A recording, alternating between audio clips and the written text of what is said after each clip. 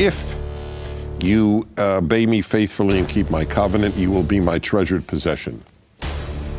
So one of the most controversial things I have said in my career is that I don't believe in unconditional love. This is one of my biblical bases. If you keep my covenant, you are my treasured people. If you don't, you're not.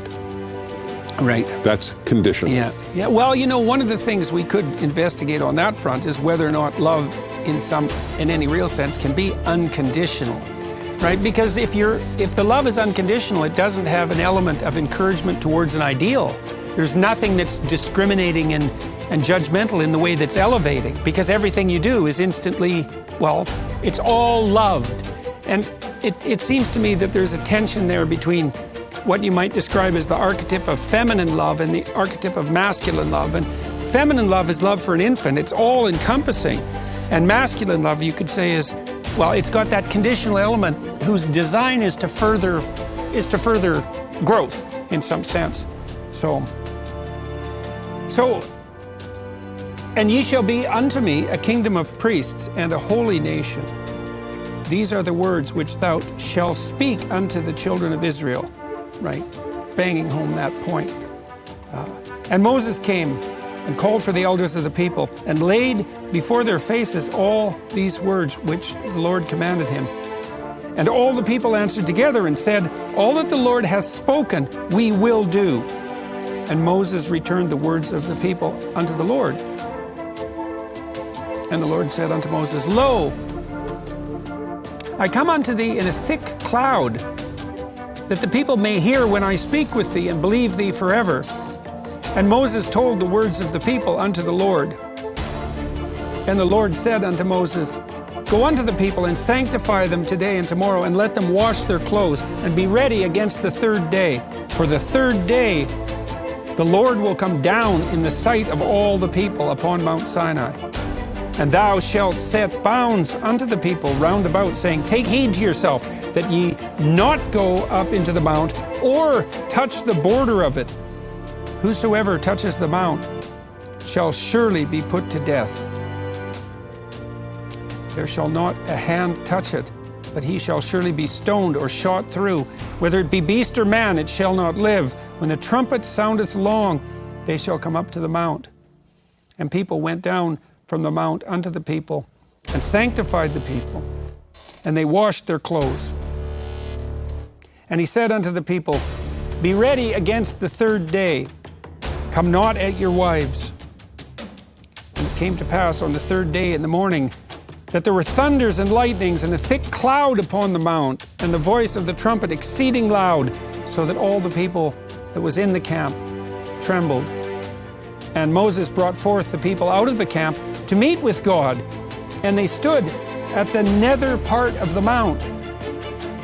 And Mount Sinai was altogether on a smoke, because the Lord descended upon it in fire, and the smoke thereof ascended as the smoke of a furnace, and the whole mount quaked greatly.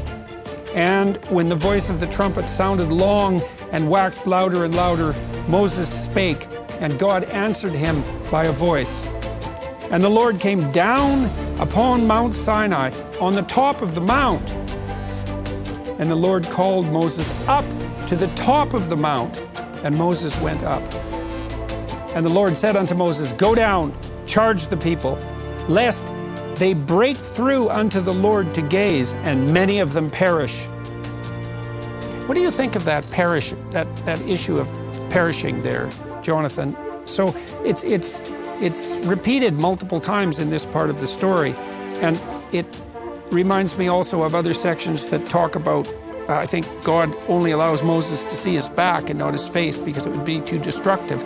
And there are later references to the potential for death to occur if people touch the Ark of the Covenant. It's something like, beware of touching anything that's deep and sacred, because it's so, what would you say? It's dangerous to too carelessly approach that which is most fundamental. I mean, that's certainly the case in life. So, yeah, I think so. But I think there's also something else going on. We talked about this a little bit last time, which is that in some ways, many of the iterations of the story until now show us that God is in some ways too high at this point. That is, God has forgotten Israel. Israel are scattered. They don't have cohesion. They're not a nation. They're not coming together. And so now we come to the mountain, and you have a dramatic representation of that. God is up above, up in the mountain, the trumpet, the music of the spheres. You hear, he's the pattern of everything. He's the source of all things. And then he says, put a boundary around the mountain. Nobody should come in, because until there is mediation between God and the world, God will swallow up the world. And you can understand it. You can understand it at a lower level. I mean, obviously, this is talking about all of reality, but you can understand that, if you have a goal and you don't have mediations towards that goal, it actually will just be a judge that will break everything. So if I tell you jump 1,000 feet, that's it. That's the goal for you, and then it'll just crush you because you can't.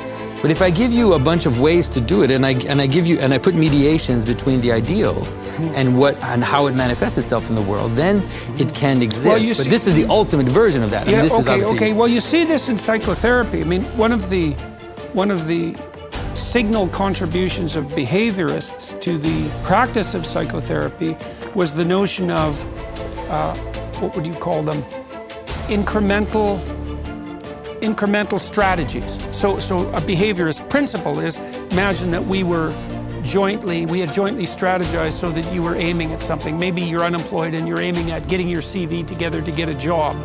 And what we do then is, so the ideal is for you to be fully employed, and now you've even bought into that ideal, so it's an ideal that you're willing to accept as an orienting structure. And then you find that you don't do it, and you come back the next week to therapy and you say, I'm so ashamed, I was supposed to submit my CV to like 10 potential employers this week, and I did nothing at all.